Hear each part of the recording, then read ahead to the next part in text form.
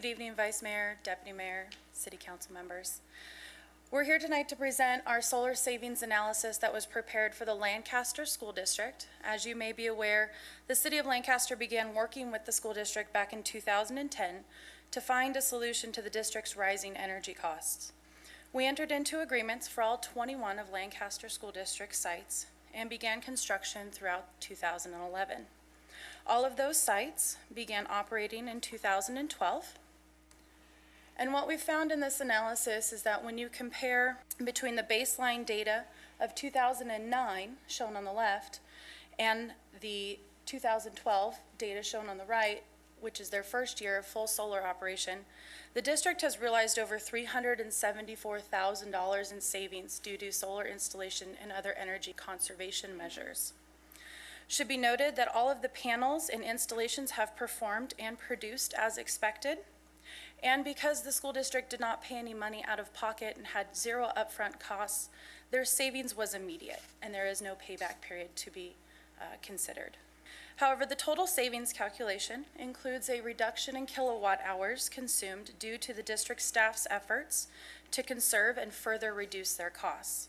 As can be seen, over $50,000 of the $374 is attributable to the district staff's energy reduction efforts. I'm filling in right now to discuss these next three slides. This next slide has to do with demand charges. Each one of those numbers you see there is a dollar amount, except for the percentages. Now, when you receive a bill for your home, you receive a bill that's based on kilowatt hours consumed, and that's pretty much all you get the bill for. So theoretically, at your home residence, if you have solar panels, you could consume 0 kilowatt hours and receive a bill from Edison for $0. For a business, as you probably know, they get billed separate. They get billed differently. They get billed non-energy charges and energy charges. Now, with those non-energy charges, those can't be offset with solar power. So the point I want to make with these next three slides is that no matter how much solar power you produce, you're not going to be able to offset completely your bill from Southern California Edison.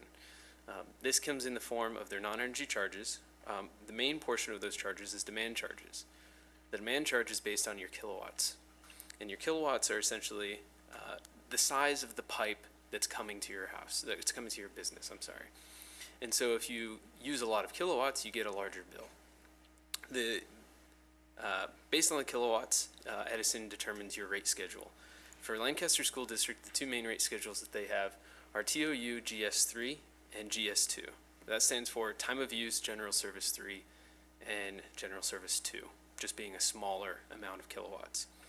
And as you see on this chart, in June 2011 up to April 2013, the demand charges went from $13.19 up to $15.22. That's a total increase of 15%. Now, if you switch to solar, you'd be placed on their option R, which is their option renewable, which is an incentive demand schedule, which in June 2011 was at $6.31, almost half of what it would be if you were not on a renewable source of energy, up to $10.96. And now that's a 74% increase. So you can see you substantially save a lot of money by being on R. However, as Edison has disproportionately increased the prices for option R as opposed to a regular service. And so even though we're on solar, we're still going to be paying these demand charges from Edison, and we're going to be seeing our bills increase according to SCE's rate schedule. The next slide goes into more detail about how these demand charges are applied to your bill. I've pulled one of the bills for you from the school, Lancaster School site, Endeavor. On this site, what happens is when you apply for option R, when you start getting a net energy metering bill, eventually your bills will change rate schedules. It starts on general service, and then it'll go to an option R service. And what they do is Edison will actually retroactively adjust the previous bill. And so what I did is I pulled the bill for when it was on the regular service, and then I pulled the bill for when it was on option R when they adjusted it. So what we're seeing here is we're seeing the same exact bill, but on a different schedule. We can see that the time period is from April 2nd, 2012 to May 1st, 2012, and that right underneath that, the non-energy charges, it says facilities real demand is 92 kilowatts, and it's multiplied by the $13.30 figure that we saw on the previous slide. And we see over to the right that's highlighted as $1,223.60. Moving immediately down to the bottom portion of this, we see that the total demand charges is only $585.12. So there's a real substantial and tangible savings by switching to renewable energy that's found in just SCE's rates. However, this bottom number isn't zero. We're still paying something to SCE, and that number is volatile and increases. And it increases about 6 to 8% annually. And so we're going to see that increase in our payments to SCE. And Lancaster School District is also going to see that in their bills. They're never going to be, they're never going to only pay for solar. They're also going to pay SCE. And then this last slide that I'm discussing, this is showing the rate case that SCE just gave to the California Public Utilities Commission. And we can see the highlighted portion in yellow. We see that the average change between lighting, small and medium power, and large power is 15.6% to 17.6%. Now this includes non-energy and energy charges. So again, this is a huge increase that businesses are going to find, and fortunately for the city of Lancaster and the Lancaster School District, we are not going to be paying these 15.6% increases in whole, because we have a flat agreement with the school district that they're only going to pay a certain amount, and they're not going to see the rapid increases. They will see a proportion of their bill increase in proportion to how much they buy from the grid, how much they buy from SCE, but in total they won't see these volatile increases. And this is the main benefit that we get by switching to solar energy. And I'm glad to say that we can offer that benefit to other school districts.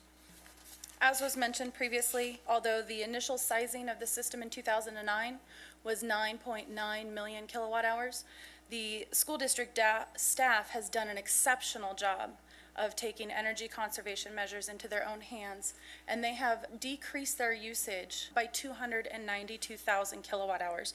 That's been through a variety of efforts of their staff, and I wanted to make sure that they were commended for those efforts as well. Moving forward, energy efficiency measures can be an excellent complement to any solar installation. However, you want to make sure that they're a targeted and a smart approach to your energy efficiency. What you see here is a review of consumption and production. And this on the right, the grid consumption, this is the percentage of power that is still being purchased from Edison. For a variety of reasons, the solar systems do not offset 100% of their energy needs at every site, for a variety of reasons such as limited space, trees, trash trucks, deliveries. We had to either move, shift, downsize, but we did work to install as much as possible. But we will be working with district staff moving forward.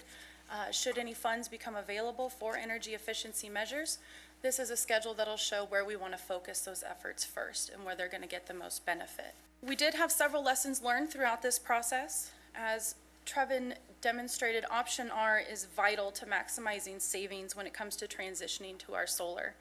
Endeavor, in the previous example, is an average size school throughout the district with regards to consumption, and that savings in demand charges was approximately $600 a month. When you apply that over all solar accounts throughout the district, that option R equated to about $200,000 in savings. Unfortunately, option R cannot be applied for until you have what's called permission to operate from Edison. Once you have that permission to operate, you're allowed to turn the system on, and then you file the application to move on to the option R tariff. And unfortunately, that can take 1 to 2 billing cycles in order to take effect. What we've estimated is that because of this delay, there was approximately $33,000 in savings that was missed because we only utilized 10 of the 12 months being on option R. However, all of the accounts have been confirmed as being on option R, and in year 2, they will realize a full savings and see that money come back to them. In addition, in the initial review, it was discovered that 8 accounts did not initially transition as was requested, and we are looking into efforts for retroactive savings from Edison. Moving forward, though, all of those accounts are on option R, so we're looking to work with district staff and Edison for any possible retroactive savings there. It's clear that Edison rates have increased, and they will continue to increase over the coming years. As you can see, the red line is the known Edison increases that are coming. However, that purple line that falls below it, that is the rate of the solar electricity cost. So we've created a buffer against Edison's volatile and unpredictable rate changes, moving forward, the district will realize quite a cost savings. Maybe it's better to call it a cost avoidance, should they implement any further energy efficiency. They will also see additional savings there. We've committed to working together to monitor those systems and identify any additional ways. There are some programs that we'll be looking into in addition to credit rollover, virtual net metering, renewable energy self-generation bill credit, also known as RES-BCT, and again, those energy efficiency upgrades that we discussed. Thank you for your time.